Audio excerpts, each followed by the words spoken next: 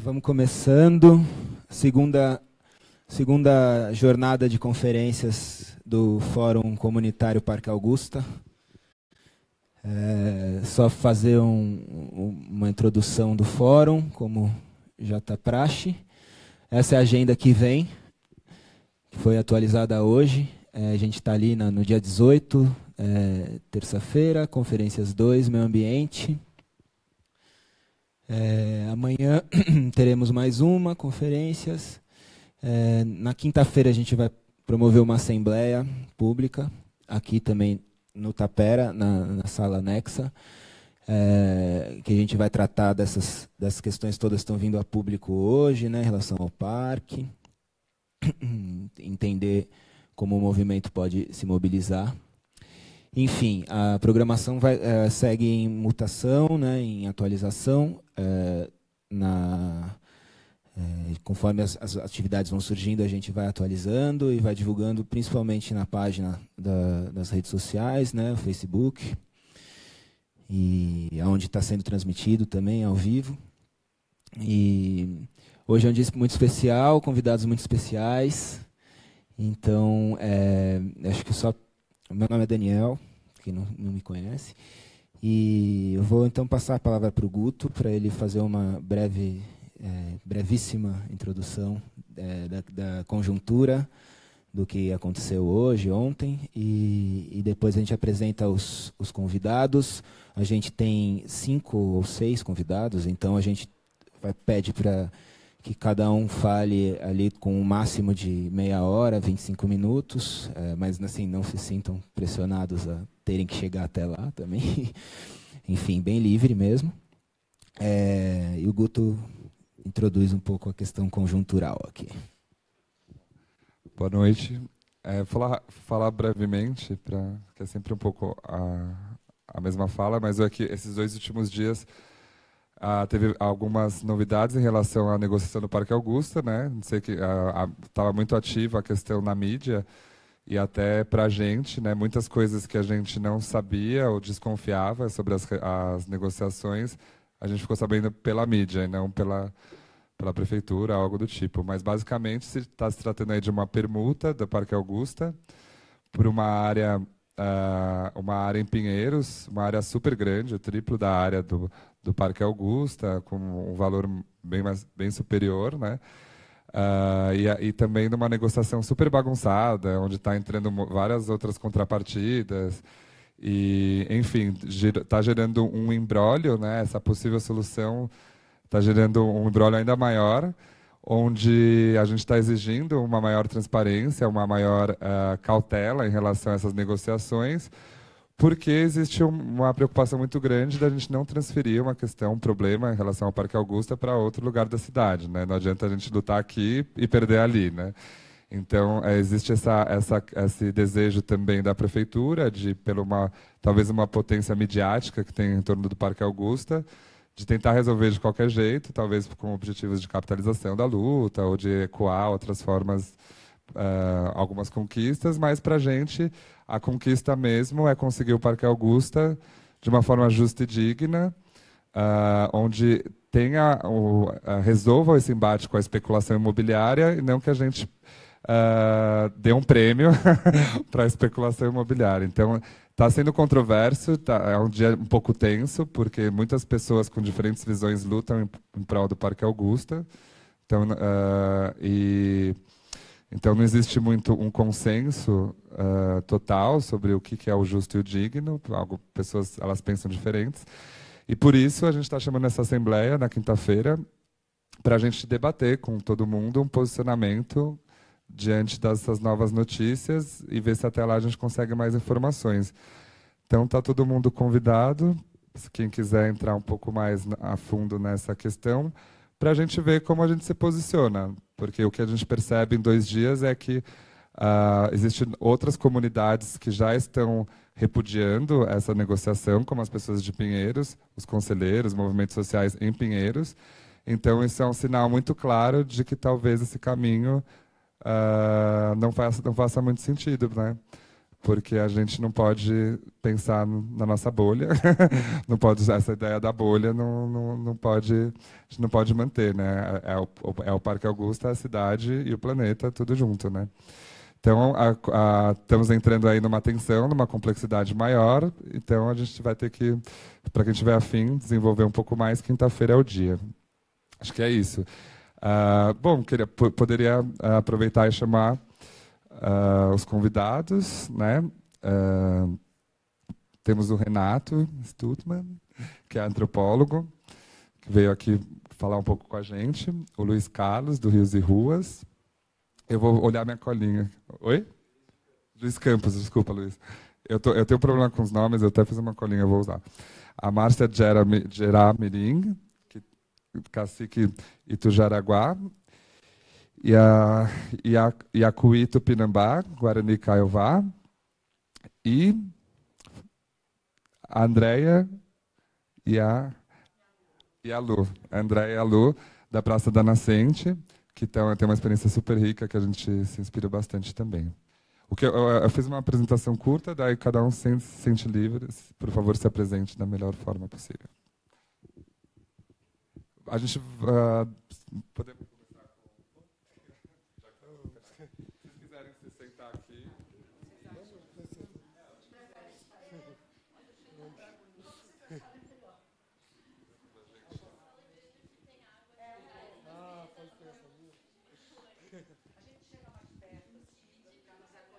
E é tudo informal, estamos entre amigos.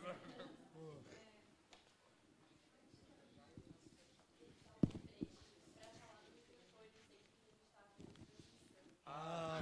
Estamos transmitindo, não sei se alguém tem algum problema com a transmissão. Porque tem muitas pessoas nesse frio que estão vendo as cobertas, eu acredito. Bom, boa noite. Meu nome é Renato Stutman. Eu sou antropólogo, professor de antropologia da USP. E, bom, agradecer o convite do pessoal do Augusto especificamente. Bom, eu não preparei nada específico para falar. O Augusto me falou que as discussões estão sendo geradas a partir da ideia de ecosofia, né, das 3 ecologias do Guattari.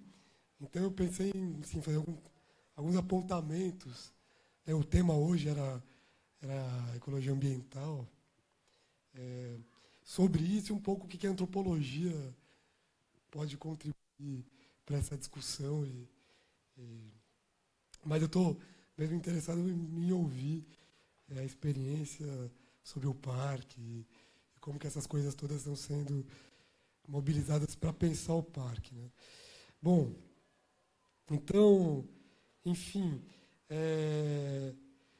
esse livro, né, As 3 Ecologias, é um livro do final dos anos 80 e eu vejo como uma coisa, um aspecto muito interessante, né, que ele atina para essa insuficiência dos nossos modos, né, de pensar política e ação política, né?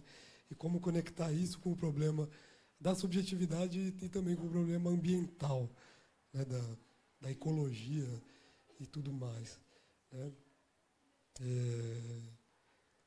Bom, em 72, o Guattari e o Deleuze tinham escrito junto o Anti-Édipo, né, que é uma crítica à psicanálise, ao estruturalismo, né, um modelo de subjetividade.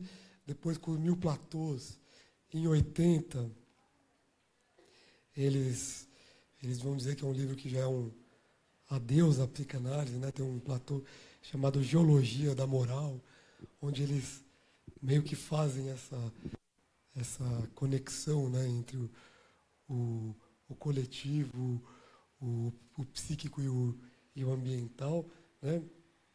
Eu acho que por aí dá para pensar um pouco a produção desse livro, que é As 3 Ecologias, né?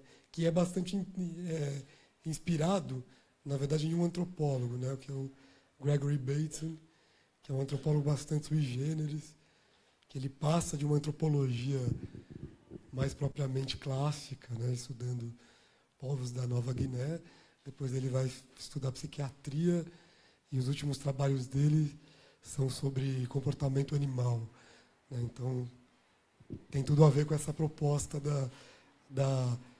que ele vai chamar de uma ecologia do espírito, né? E que o Guattari depois vai pensar essa ideia das 3 ecologias que estão sempre imbricadas, né? Bom,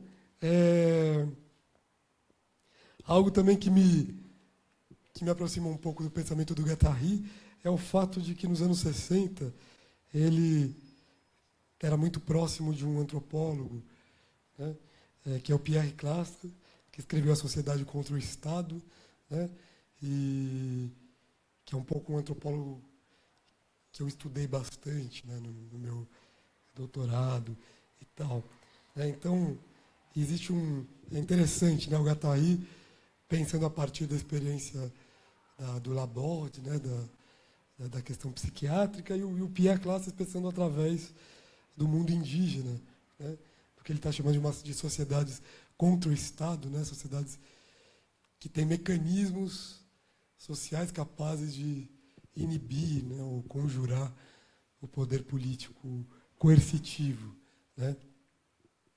E, de uma certa maneira, o Clastres está fazendo uma crítica ao mesmo tempo, né, ao estruturalismo e ao marxismo, né, para pensar o que poderia ser uma outra política, né. Só que ele está focando, é claro, as sociedades indígenas. Sociedades que, segundo eles, não são sociedades sem Estado, né, sem possibilidade de organização, ou nas quais faltaria uma reflexão sobre a coerção, sobre o político, mas sociedades que apostaram numa recusa, né, de uma centralização, de uma subordinação, de uma servidão, né. Só que, quer dizer, esse projeto do Clastres, né, de pensar uma sociedade contra o Estado, de uma certa maneira ele acaba colocando as sociedades a favor do Estado, né, nós, por exemplo, como numa espécie de um estado de desnaturação, né? Ele diz que não é possível voltar atrás, né?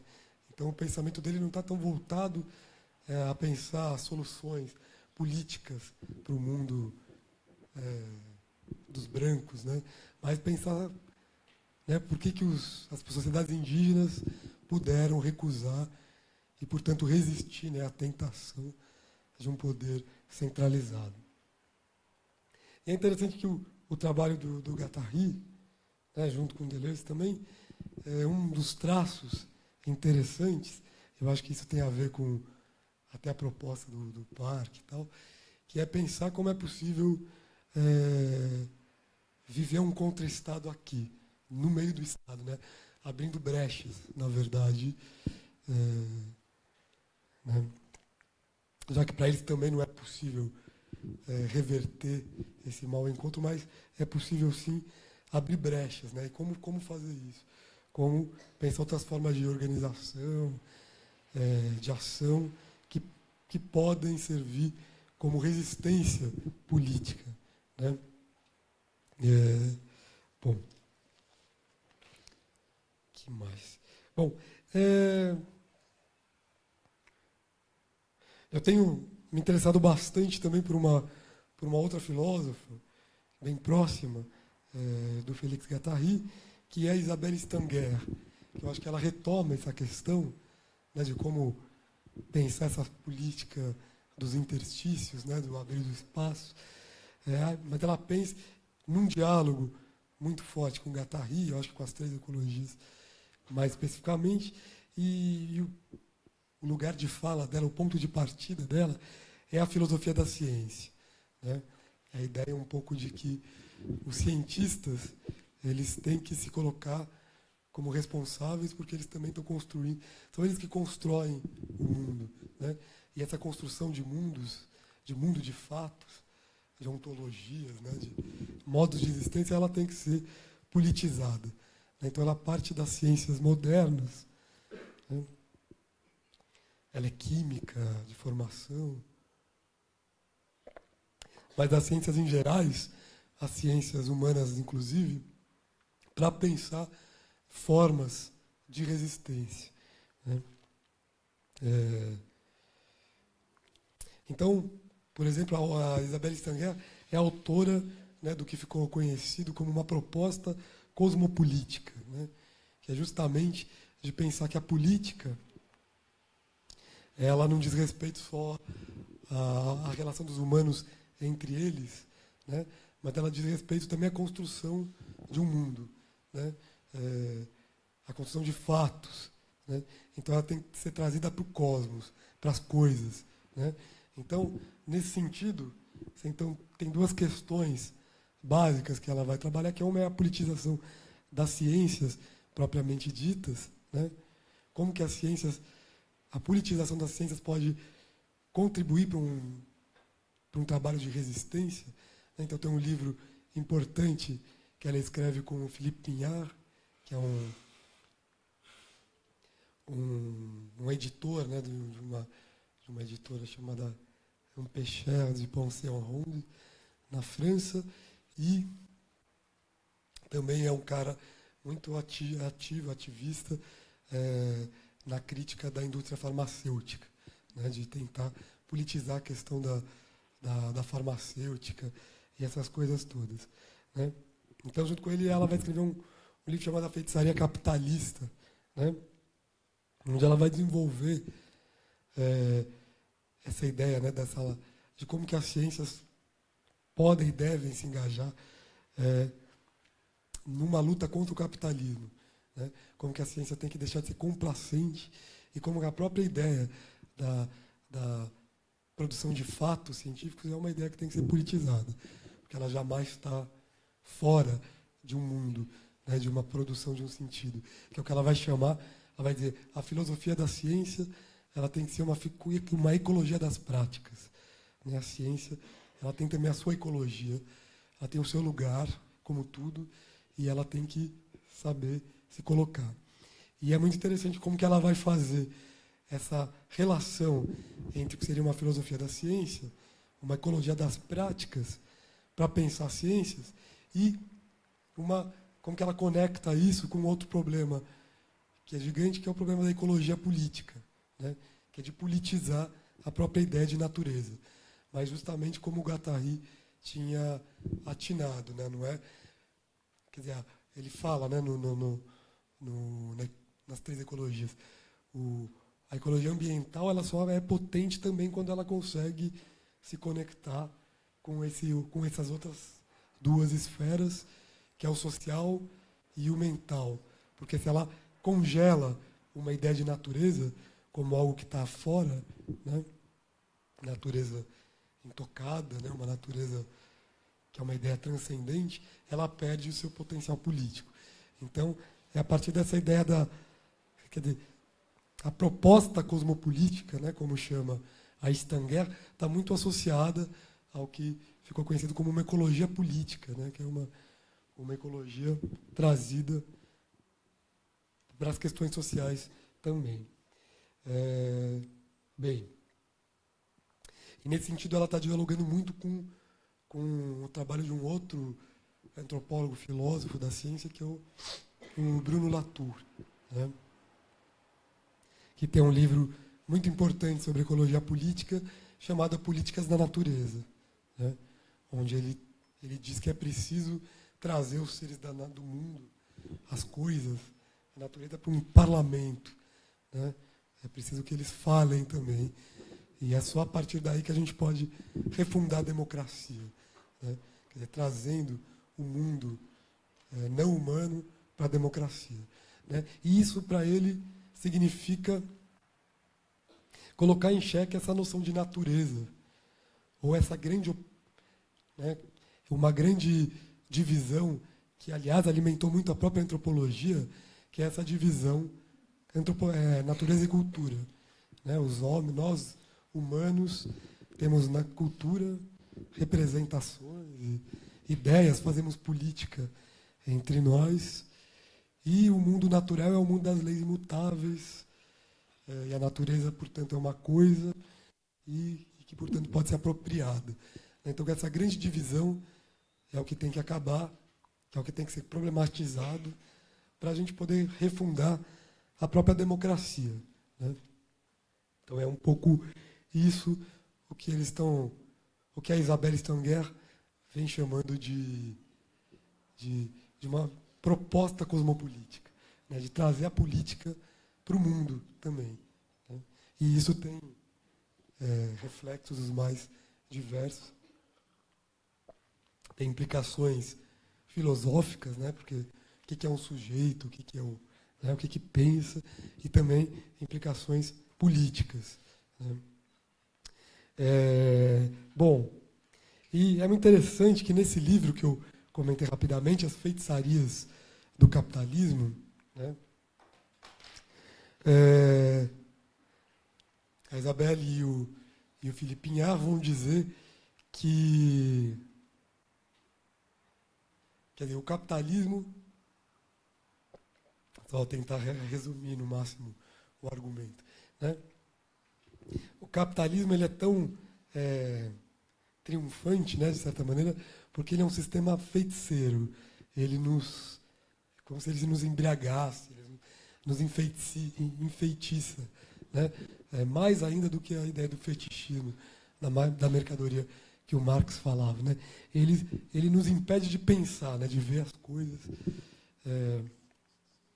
porque ele nos coloca sempre diante de alternativas infernais, né? Quer dizer, se a gente não aceita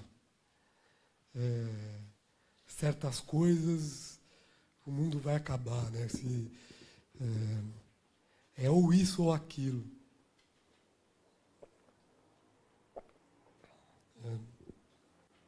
E o que ela está falando é preciso pensar pelo meio, né?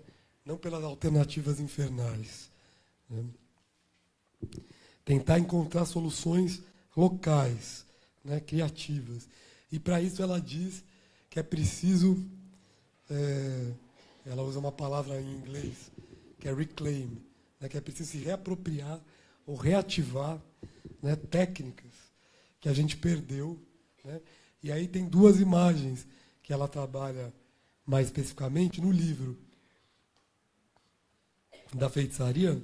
Ela diz que a gente tem que se reapropriar de técnicas feiticeiras para nos desenfeitiçar do capitalismo, né? E ela vai dialogar com a Star Rock, que teve aqui há um tempo atrás, que mostra que como a história da origem do capitalismo está associada à história das caças às bruxas e à perseguição às mulheres também.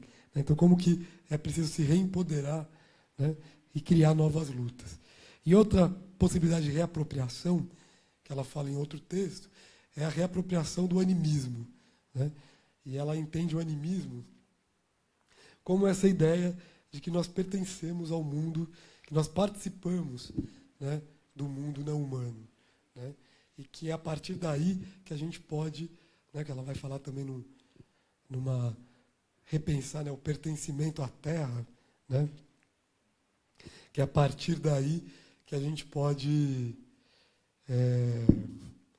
romper um pouco essa grande narrativa moderna, nessa separação cultura, natureza, política e natureza, e então se reapropriar e reconquistar lugares, né, que a gente pensou haver perdido para todo sempre, né?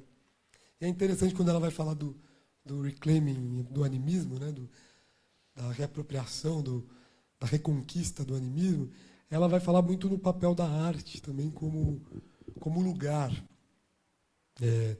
específico onde a gente pode começar a se reapropriar dessas coisas, né? Mas ela diz, a gente não pode só se contentar. Eu não lembro se ela usa essa expressão, né?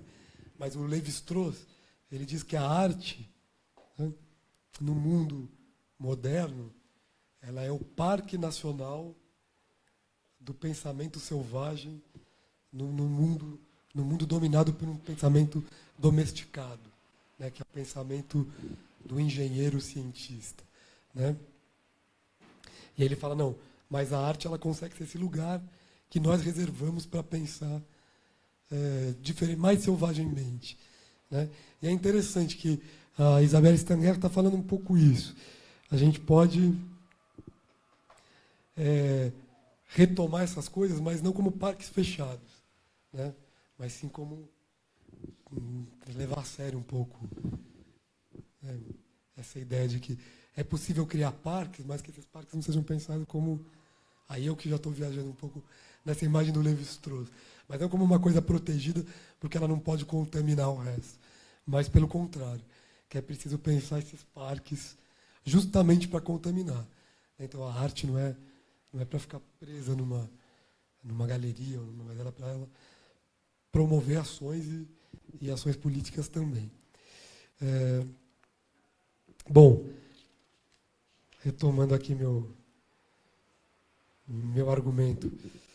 É interessante, a gente pode conectar um pouco essa ideia de um reapropriar-se, né, de um reativar coisas que a gente imaginou ter perdido, né, certas conexões com a terra, por exemplo, na cidade, né, que é talvez quase utópico, né, pensar que a gente pode se reconectar com a terra na cidade, né, eu acho que esse é o ponto, mas é que é o que ela está dizendo, é isso que é preciso, né,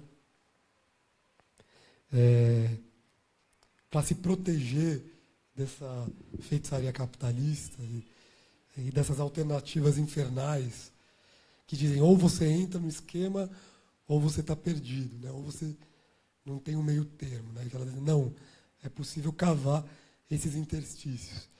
E é interessante que, de um lado, ela falando isso, né, como ser feiticeiro, ser animista, se reapropriar da terra, né? Daí uma imagem importante para ela também é pensar um outro... Quer dizer, se a gente está num mundo globalizado, que tal pensar uma outra imagem da planetariedade, que não é a imagem do mercado do capitalismo, mas é a imagem de Gaia, né? Esse planeta vivo, que é, na verdade, uma conexão de tudo que existe, né? Tudo é vivo, né? Que também está bastante conectado com a ideia das 3 ecologias e da ecologia do espírito do Bateson, né? Então, esse reativar o animismo e a feitiçaria tem a ver... A gente poderia traçar uma ponte entre o que ela está dizendo e o que um antropólogo, por exemplo, como Eduardo Viveiro de Castro, está chamando de um, por que não, um devir índio de nós mesmos, né? Que é devir índio no sentido deleuziano, né? Que não é, você não vira uma coisa, mas é como experimentar uma potência, outra, na nossa própria vida e transformar algumas coisas, né? O que não tem nada a ver, por exemplo, com o que tem se chamado de apropriação cultural ou qualquer coisa do tipo, né? Mas sim com uma possibilidade de transformar lutas e transformar nossas lutas, mas também assumir certos compromissos e certas alianças efetivas, né, com esses com os quais a gente pode manter uma relação, por exemplo, os povos indígenas, né? Então, o que o Viveiro de Castro diz, e outras pessoas também, que é o problema das demarcações, das terras indígenas, não é um problema dos índios, né? É um problema de todos nós, é um problema planetário e é um problema da cidade também, né? Toda a luta dos Guarani para conseguir demarcar as terras do entorno da cidade de São Paulo é algo absolutamente necessário, inclusive, para a própria cidade existir, né? Porque então, a importância dessas alianças e desses compromissos com esses outros, né, com os quais agora, mais do que nunca, a gente tem que aprender com eles, né? Pelo menos é isso que a gente acha que é o mais importante na antropologia. E aí, só para terminar, Eu estou diante de pessoas Guarani, Kaiowá, que eu acho que podem falar isso de uma maneira muito melhor do que eu, mas uma imagem que eu acho muito bonita, que é sobre a relação com a terra, com o território, né? Quer dizer, a relação com a terra, para os povos indígenas, ela nunca teve exatamente a ver com limites fechados, né? Que são, né, a ideia do limite, são coisas impostas pelo mundo dos brancos, pelo Estado, né? Porque, para grande parte dessas populações, a terra, o território, ela é, mais do que qualquer coisa, um local de vida, de existência, né? E aí, por exemplo, muitos povos tupi, né, de língua tupi-guarani, como os guarani e outros povos também, né, eles vão falar muito no território no qual se vive como tecoá, ou tecorá, ou recoá, né, que quer dizer, basicamente, o lugar onde a gente pode exercer o nosso modo de existência. Daí que a palavra arecô, né, o tecô, que eu acho que é uma coisa que está muito próxima ao que o Félix Guattari, né, em vários escritos dele, chamou de um território existencial, né? E esse território existencial, ele não é um território imaginário, né? Ele é um território que precisa, por exemplo, de mato, né, da onde de bicho, de outros seres, né, de uma cartografia cosmográfica, né?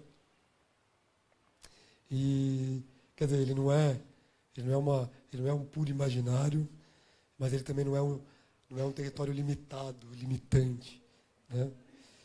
E eu acho que é isso que a gente deve aprender para a gente tentar reencontrar um pouco disso na cidade, como fazer isso, né?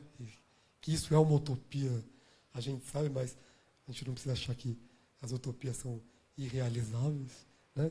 E eu acho que, para a gente fazer isso, a gente tem que também ter um compromisso com pessoas que sempre fizeram isso e que hoje não têm acesso a isso, né? Perderam a possibilidade de ter esses seus territórios existenciais, né? Então, eu acho que esse é um diálogo muito interessante, né? Das pessoas que vivem na cidade, tentando refazer seus territórios, e esse diálogo com esses povos, com essas populações, né, que tem uma outra relação e que, ao mesmo tempo, foram e estão sendo, continuam sendo privadas disso. E que estão muito próximos de nós, na cidade de São Paulo, por exemplo. Então, é interessante, né, eu acho que faz parte desse reclaim, desse reativar de que fala a Isabelle Stanguer, não simplesmente pensar que a gente está reativando uma coisa, né, quando ela fala das feiticeiras lá da Europa medieval, mas a gente está reativando uma coisa que está aqui do nosso lado e que a gente pode construir isso de alguma maneira junto, né, apoiando a causa deles, né? Porque eu acho que é muito saudável para a cidade se rever como aqui era, né? São Paulo era uma grande tecorá, né, com vários territórios de povos muito diferentes, né?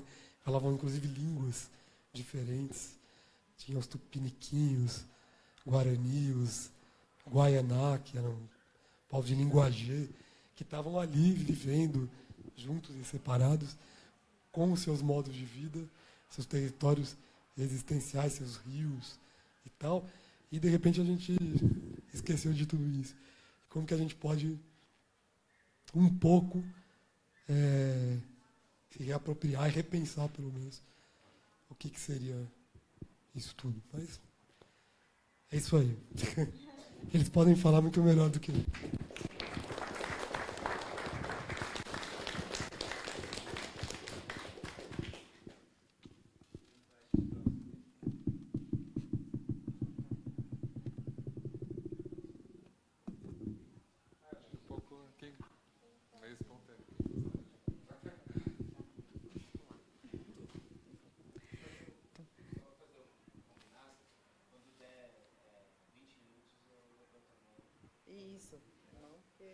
estou sem cronômetro.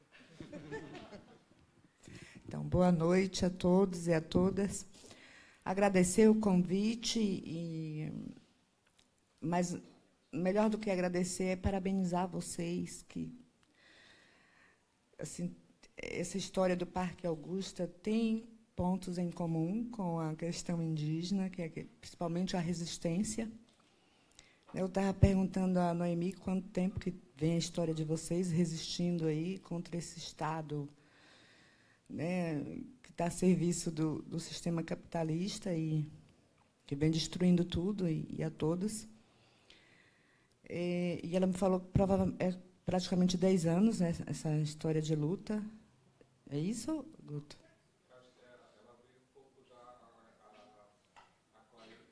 Ah, então, melhor ainda, é. Fortaleceu mais recentemente. Isso. Mas essa questão de período, nós somos 517 anos aí resistindo contra esse Estado aí que o antropólogo falou muito bem sobre isso. Eu estava observando a fala dele. Assim, eu tenho uma preocupação muito com a ciência, até porque sei que a ciência está a serviço do capital, e ela tem uma linguagem muito rebuscada, e essa linguagem rebuscada, ela tem uma coisa nas entrelinhas que você acaba se desviando, a sua essência acaba se desviando, e você tem outras preocupações. Eu me lembro quando eu estava fazendo o curso de Direito e não terminei, mas eu estou querendo terminar, e vou continuar, assim como eu vinha fugindo, vou continuar fugindo das citações, continuar fugindo desse vocabulário que é utilizado, né, que tem um sentido, tem uma intenção, e esse sistema ele é assim, ele prega muitas peças e ele tem sempre intenções, e intenções essa se a gente compara com o nosso modo de vida indígena, ele é de individualizar as pessoas, é de tornar ela, de enfraquecer mais. Nós pensamos, se nós nos dividimos, se nós nos separamos, se nós nos individualizamos, nós nos enfraquecemos. É por isso que nós lutamos para manter o coletivo, manter uma sociedade, né, mais unida, mais... E é difícil quando nós, hoje, povos originários desse território, estamos submetidos a um Estado que não nos representa, submetidos a leis, a códigos que não nos representam, não fomos nós que criamos, e nós somos obrigados a obedecer isso. Tanto que eu me identifico como...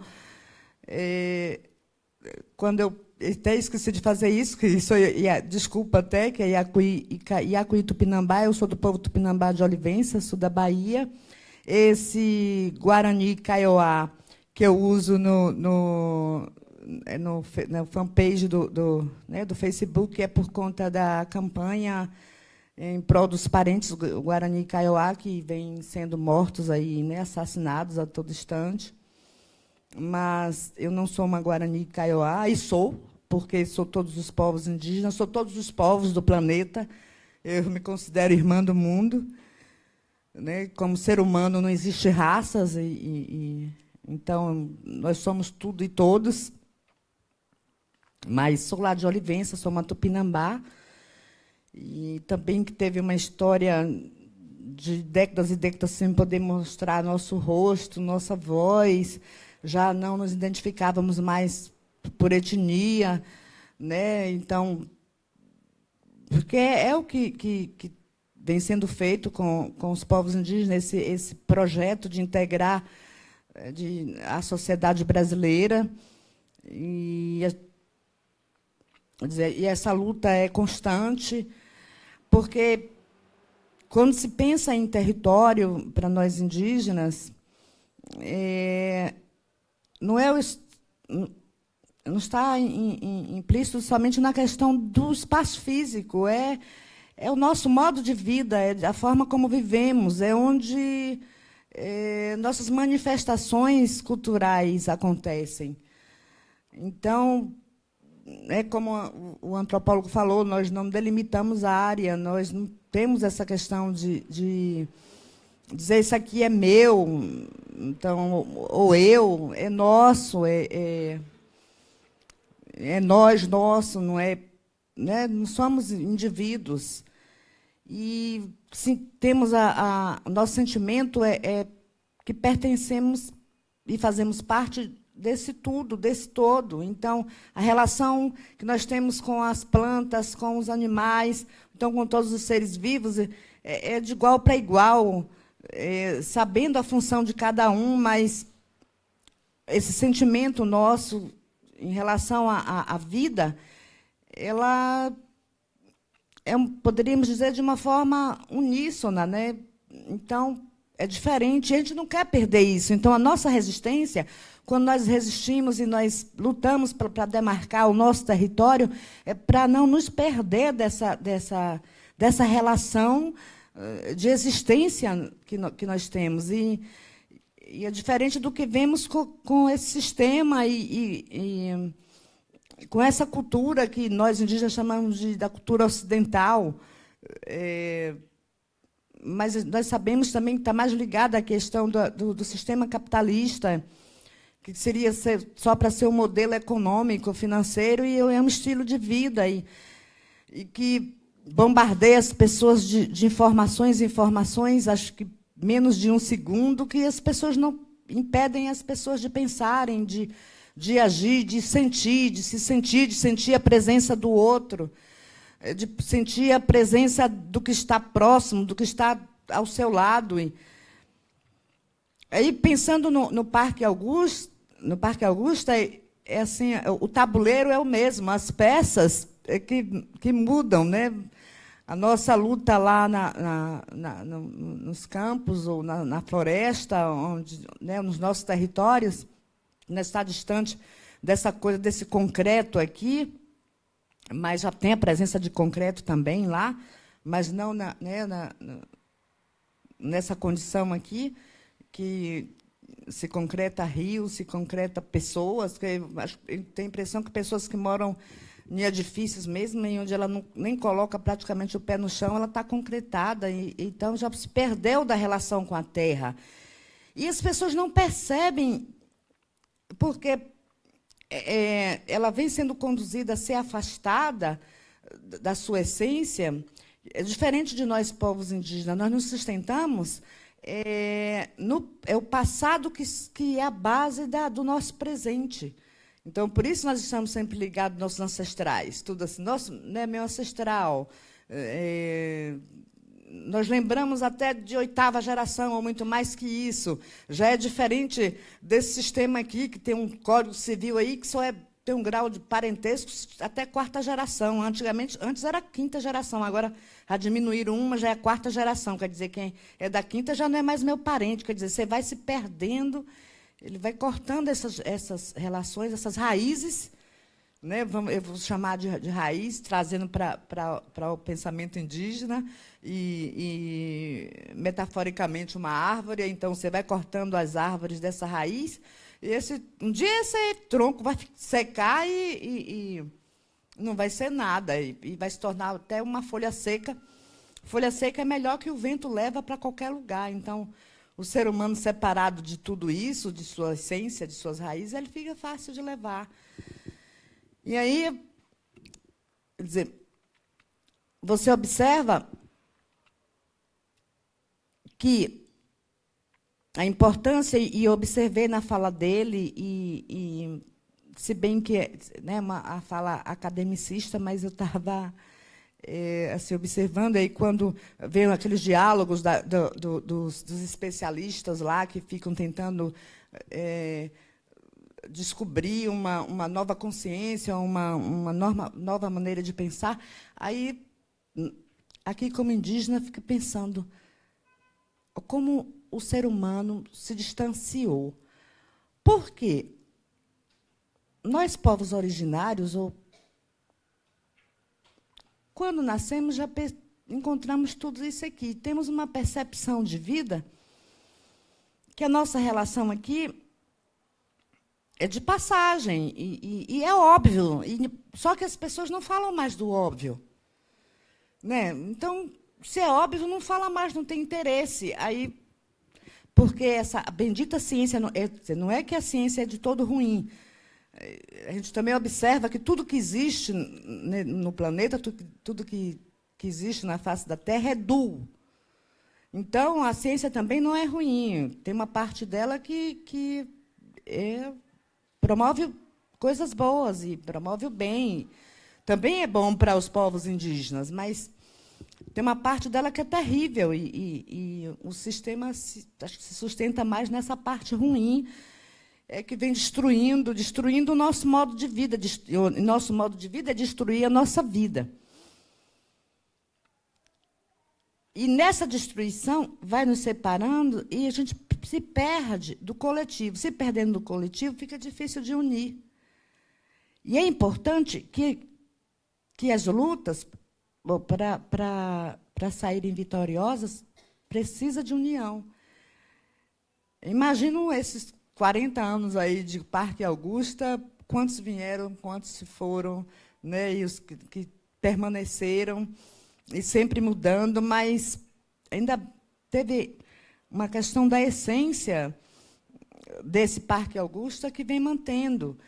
E está ligada à etnogênese, que é a consciência de saber a importância que é ter dentro de um concreto, né, de um espaço concretado como esse, manter plantas e outros animais, né, e no espaço onde pode ter uma relação social e espiritual, né, com a natureza. E não pode deixar morrer isso.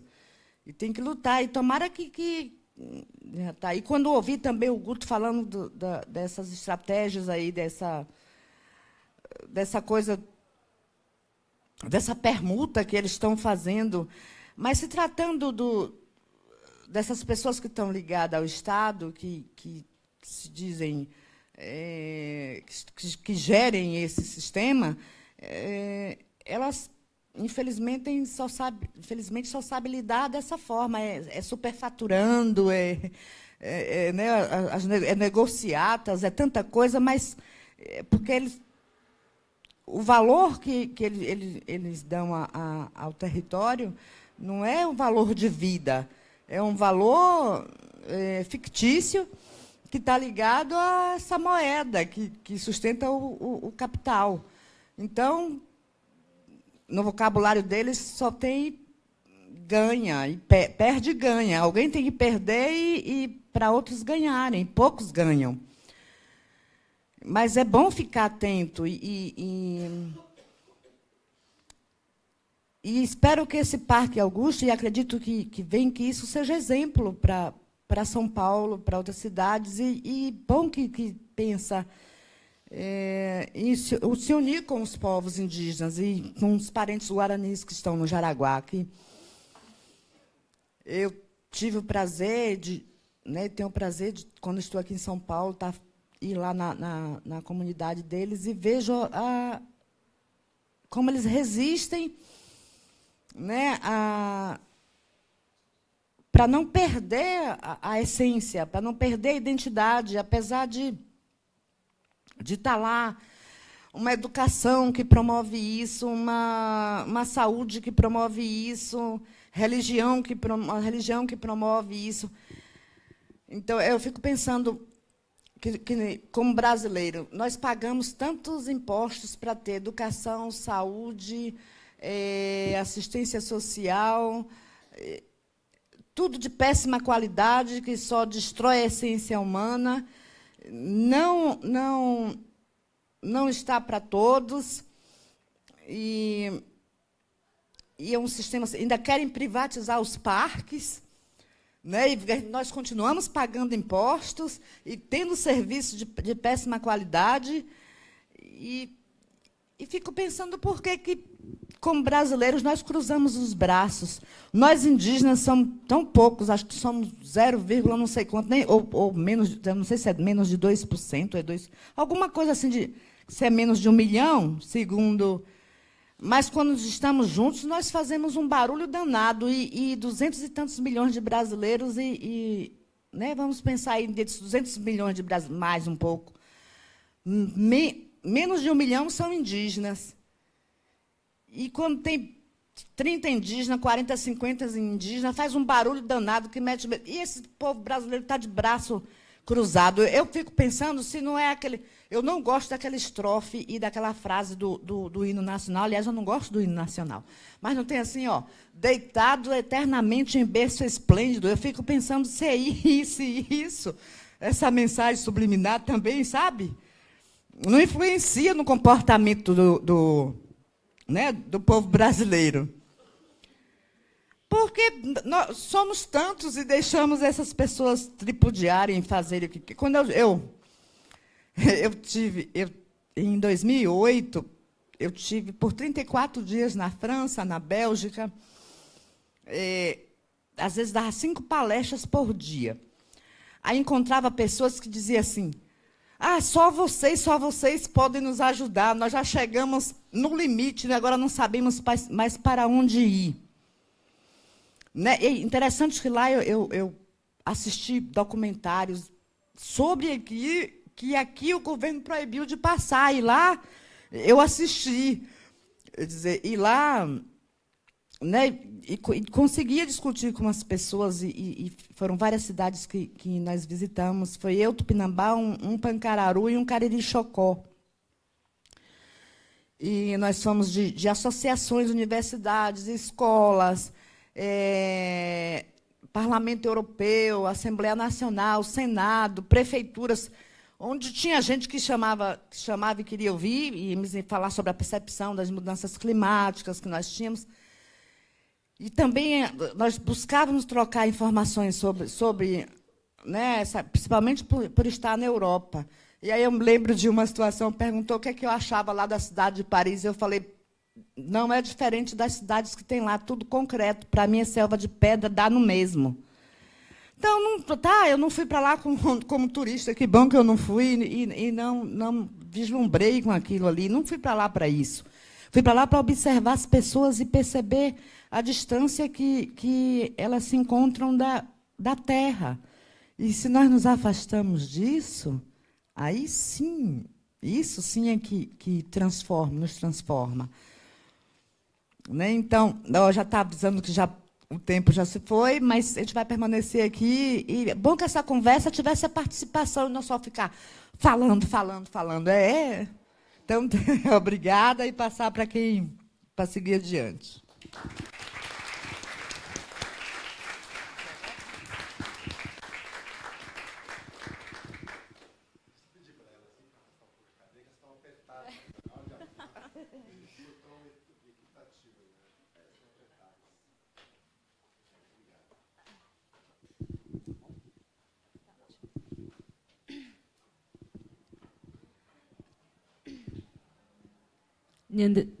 Nyande putujo, chema chererune nyande pujerare temeri, chiaju tequaltu pugua, chema liderança tequaltu pugua.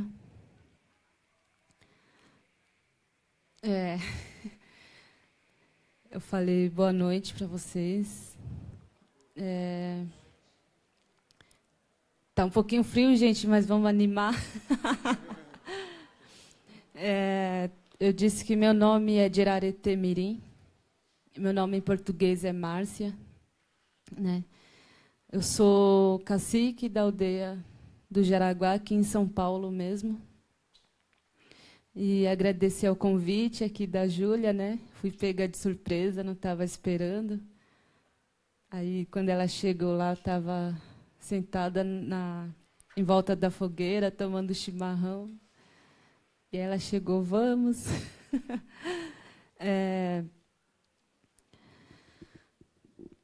Assim, eu não estou muito assim por dentro do que está acontecendo, né, em relação ao parque, mas eu vejo que vocês são grandes guerreiros e de alguma maneira assim que vocês estão enfrentando vocês estão indo contra, né, a privatização deste parque, vocês acho que podem sentir um pouco na pele o que é ser indígena aqui em São Paulo, né? O que é a gente lutar por um direito que nos foi tirado, né? Lutar para a gente ter a nossa terra e assim pensar assim, a gente o ano passado, o ano inteiro, o ano passado a gente teve uma briga assim muito grande também, porque teve essa coisa aí do prefeito, né, de querer vender, querer privatizar os parques. E um desses parques foi o nosso, o Pico do Jaraguá, né? E assim a gente fica muito triste quando a gente soube dessa notícia. A gente não foi avisado disso. A gente foi pego de surpresa. E entramos numa guerra, né? A gente fala que é guerra, qualquer tipo de ato que a gente vai fazer, que a gente vai contra, a gente fala que é guerra, porque mesmo que a gente não está usando armas, né? Armas para machucar, mas a gente está usando o nosso conhecimento, né? De manter o que nos faz bem. E ali a gente foi contra isso, porque todos os parques ele traz benefício para a gente, né? Todos os parques é uma coisa que faz parte da natureza e que não foi que foi dado de graça, né? Em nenhum momento Deus falou assim, vou deixar esse parque, eu vou vender para vocês, né? E desculpa, não estou acostumada a falar no microfone, né? Então fico então assim, daí a gente pensamos, né? A terra para a gente é nossa mãe, né? É da onde a gente tira o nosso sustento, né? Onde a gente consegue respirar. Aqui em São Paulo, os parques onde a gente consegue respirar um pouco de ar puro, assim, sentir o cheiro da terra, sentir o cheiro da natureza. Então, para a gente é a nossa mãe. Então a gente, poxa, pensa assim, será que o Dória é Dória, né? Ele é tão importante assim que eu nem guardo o nome dele. Então, assim, será que ele está vendendo a mãe dele, né? Será que se a gente chegar para ele, por quanto você vende a sua mãe? Já que ele também desfruta da terra, né? Porque nenhum de nós, nenhum de vocês vai chegar e vai falar assim, eu estou vendendo a minha mãe, vocês querem comprar? Porque é isso que ele está fazendo com os parques, está vendendo, está trocando por nada, né? E assim, é que nem aqui a nossa parente falou, né? É como se agora ele tá vendo, ele não está afetando ele, né? Só que daí depois, mais para frente, vai afetar ele, vai afetar os filhos dele. Então, quando a gente luta por uma coisa, a gente não pensa só na gente, né? Todos os povos aqui de São Paulo, os povos do Brasil, luta quando eles falam, mas para que vocês querem a terra? Né? Porque eles acham que a gente está passando por tudo isso pensando só na gente, né? A gente faz protesto, a gente corre atrás, mas pensando em todo mundo. Porque, por exemplo, teve no tempo que teve aqui o negócio da água, né? A falta da água. Vocês podem ver que nenhuma aldeia indígena faltou água. Aí pergunta, mas por que não faltou água? Né? E por que o povo, né, de São Paulo teve aquela crise toda, né? Toma um banho sim, um dia não, para economizar. Talvez isso seja por nós mesmos, por a gente ser egoísta, né? E não pensar que mais para frente vai fazer falta isso, que é tanto desperdício de tudo, né? Então, assim, hoje o pouco de vocês que está aqui, pode parecer pouco, só que é muito. É que nem a parente aqui falou, né? A gente somos bem pouquinho, assim, os povos que lutam mesmo, né, que correm atrás e que mesmo sem saber, sem ter os nossos tiramões, né, que são as pessoas mais velhas da aldeia, eles falam que a gente não precisa de diploma ou de algum papel para provar que a gente sabe das coisas, né? Então, assim, eu fico muito feliz de ver que tem pessoas que estão se importando com o futuro, né? Até porque eu sempre falo assim que a gente luta, assim, não é por nós, é pelo futuro, que são as crianças, né? Eu fico muito preocupada assim com isso, porque os parques, ele, de alguma forma, acho que vocês devem estar lutando contra a privatização dele, porque faz parte da história de cada um de vocês, né? Eu não sei, eu não conheço muito bem. Então, assim, vocês são índios também, né? Indígenas que estão ali resistindo, né? E é que nem a Yacuí falou, né? Tem que se movimentar mesmo, porque a gente não pode deixar uma pessoa dessa que acha que tem o poder na mão de tirar o que é nosso, o que é de vocês. E é como assim, se deixasse ele dar um tapa na cara da gente e a gente não fizesse nada, né? Igual a música mesmo. Eu nunca gostei dessa música. Eu estudei fora, né, da aldeia e tinha, assim, no meu tempo, assim, quando eu era bem novinha, a gente cantava o hino nacional, né? E eu ficava pensando, mas por que a gente tem que cantar? Não foi eu que fiz a música, não tenho culpa de ter inventado essa música. Eu não cantava. E eu fui 2 vezes para a diretoria porque eu não cantava, porque tinha que cantar e colocar a mão assim, né, no coração, né? Não sei. Aí, e muitas partes dessa música são muito contraditórias, né, do que a gente vive. Então, assim, eu não sei muito assim o que falar, mas desde já eu ofereço a ajuda de vocês, eu ofereço a minha ajuda para vocês, né? E a gente pode unir forças, porque é isso que a gente precisa, de mais união, né? Não importa se é negro, se é branco, se é indígena, se é amarelo, né? Porque hoje em dia tudo, o que falta muito é o respeito, a gente ter o respeito por nós mesmos e respeitar o próximo, né? Então vamos se unir, se juntar, todos os povos, né? Todas as religiões, né? E lutar pelo o que faz bem para nós, porque imagina se todos os parques for privatizados, o que a gente vai respirar, né? Qual tipo de ar que a gente vai ter? Hoje eu mesmo não gosto de sair da minha aldeia, né? A gente sai, já começa, eu sinto falta de ar, o barulho me incomoda muito, né? Mas infelizmente é o que a gente está vivendo. A gente olha para um lado, tem prédios, a gente olha para o outro, tem prédio, né? A gente já, às vezes dá até uma tristeza assim de ver que tudo que Nhanderu, né, que Deus deu para a gente de graça, está acabando ali.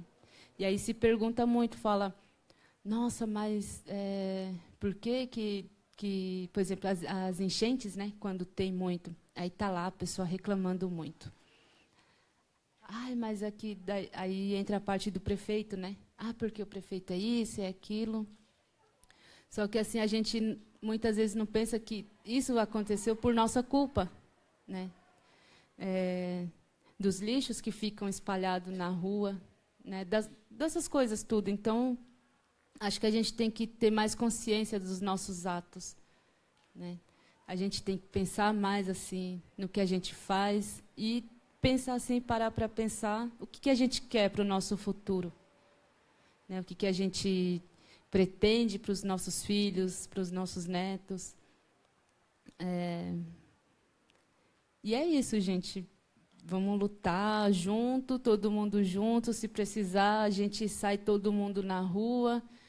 A gente vai, faz cartazes, porque hoje em dia, aqui no Brasil, aqui em São Paulo, principalmente, é nisso. A gente não pode mais ficar de braços cruzados, né? A gente não pode mais esperar as coisas acontecer por si própria. A gente tem que lutar, ir lá sem ter medo de nada. E se vir polícia, a gente vai para cima. E se vir qualquer coisa, a gente toma ali junto, né?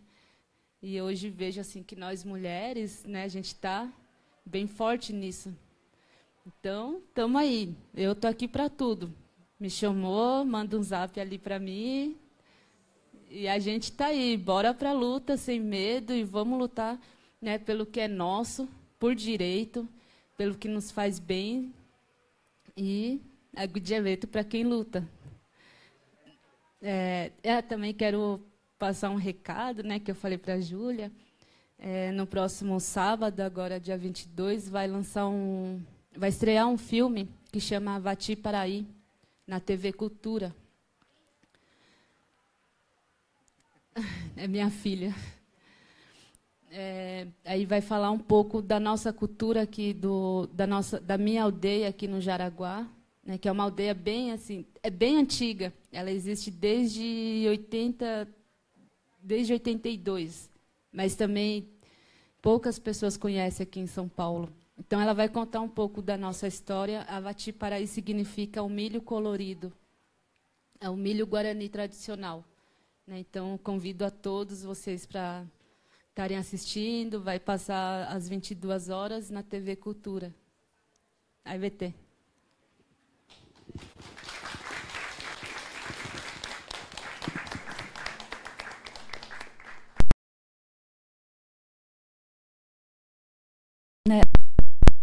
Ali foi formar ao redor da praça um lugar de acolhimento, onde as pessoas se sentiam pertencentes àquele lugar. A gente não põe muita placa assim, tipo, não pisa aqui, não pega ali. Tudo é muito delicado assim na praça. Se você der um chute, você destrói todo o sistema ali. Mas a ideia é essa mesmo, sabe? De não fazer muita barreira, muita proibição. Então, a pessoa que chega lá e olha aquelas águas, aquele lago, aquele monte de planta, aquele monte de bicho, parece que você entrou num portal, assim, sabe? Você percebe como é possível viver na cidade, nessa cidade maluca, e ter esse tipo de biodiversidade, esse tipo de natureza aqui presente. E é possível, né? É possível. E as águas, elas têm uma característica muito fundamental para isso acontecer. Pode reparar, assim, onde tem um laguinho, tem gente em volta admirando a água, porque a água reconecta a gente é água também, né? Então, a água tem esse poder de criar esse sentido de comunidade, né? Então, a gente foi. E a gente fez também assim uma coisa legal, que são os festivais da Praça da Nascente. A cada estação do ano, mesmo para celebrar as estações, né? Porque quando a gente começa a mexer com a natureza, a gente entra num outro tempo, que é o tempo da planta crescer, é o tempo do peixinho, é o tempo do passarinho chegar. É outro tempo. E a gente esquece, né, isso. Então, para lembrar, a gente faz um festival a cada estação e celebra essa vida aqui, né, que a gente tem aqui.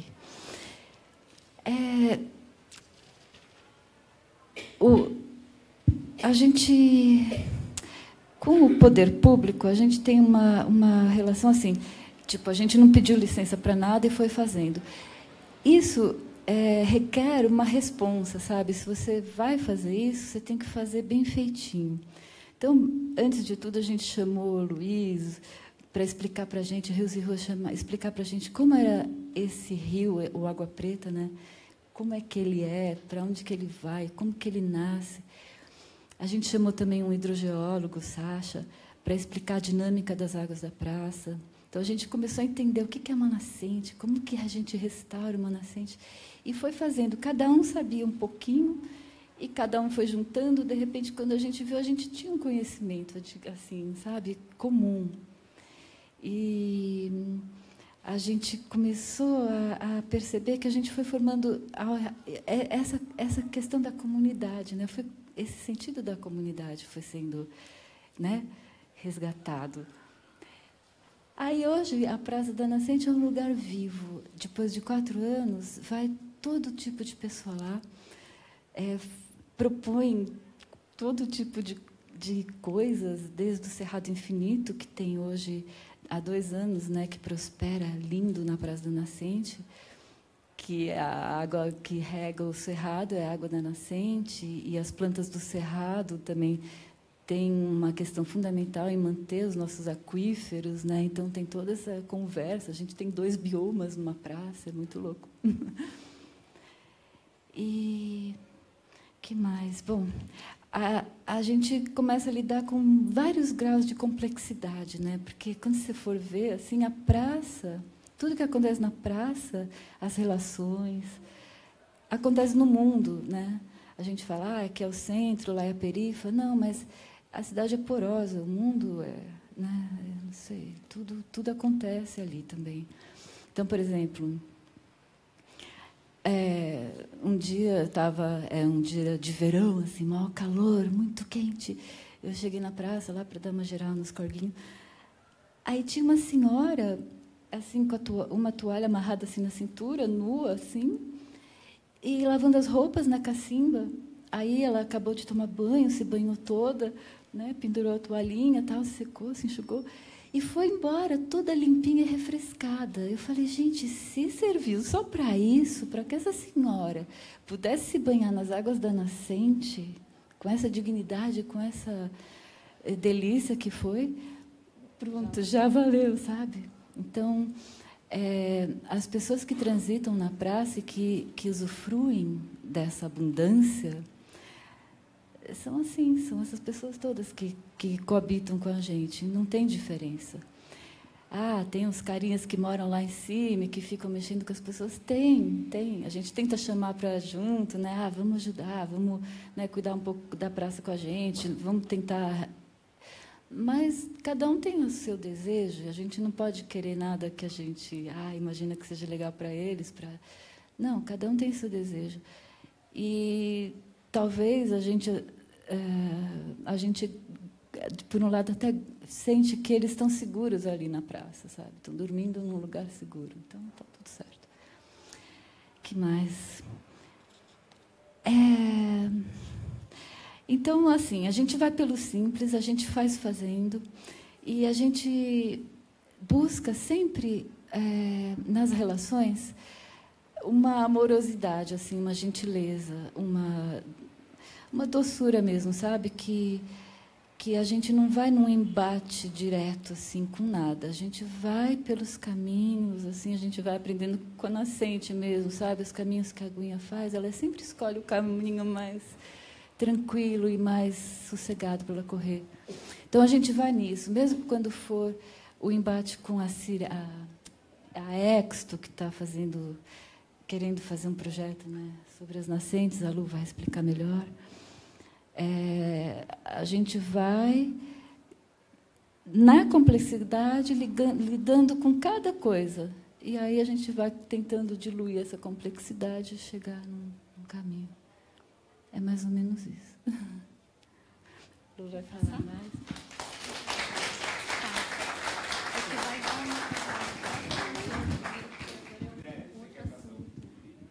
Então, mas tem 50... a gente fez os vídeos, né? Quer passar? Passa um pedacinho. É legal para ver os mutirão.